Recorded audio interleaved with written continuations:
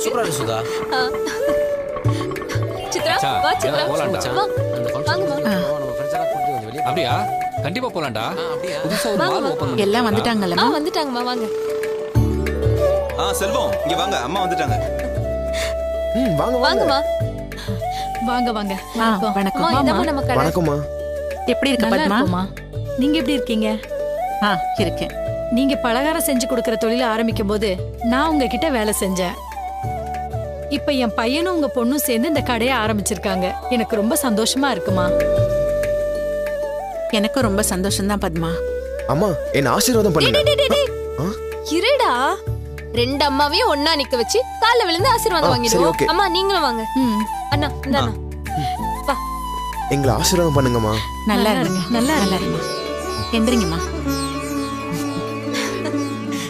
சீக்கிரமே ஒருத்தர் புரிஞ்சுக்கிட்டு ஒத்துமையா இருந்து தொழிலை நடத்தி மேல மேல நல்லபடியா வளரணும். நீங்க நினைச்சதெல்லாம் நடக்கணும்.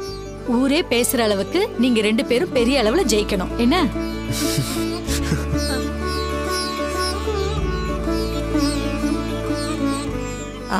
செல்வம், பூஜை 9 மணிக்கு தானேப்பா? ஆமாம்மா. சாமிக்கு விளக்கேத்தி பூஜை பண்ணிட்டு அப்படியே ரிப்பனை கட் பண்ணிடுங்கம்மா. மணி ஆயிடுச்சு இல்லப்பா? ஆமாக்கா, நீ சரியான நேரத்துக்கு வந்துட்ட. அப்போ ஆரம்பிச்சிடலாமாப்பா?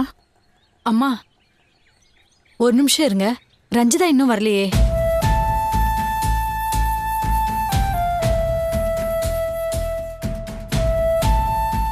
சுதா, அவளுக்கு ஃபோன் பண்ணி பாத்தியா? சுதா, உன்னதான் கேக்குறேன். ரஞ்சிதாக்கு ஃபோன் பண்ணி பாத்தியா இல்லையா?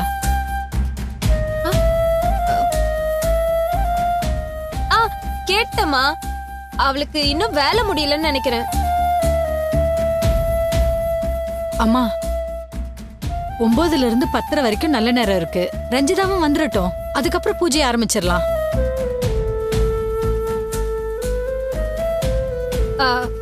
அம்மா எப்படியும் அக்காவும் வரணும்ல, அது வரைக்கும் வெயிட் பண்ணலாமே.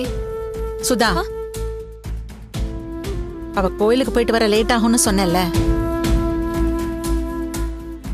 யாருக்காகவும் ஒரு நல்ல காரியத்தை தள்ளி போடக்கூடாதுமா. அதெல்லாம் சரிதாம்மா.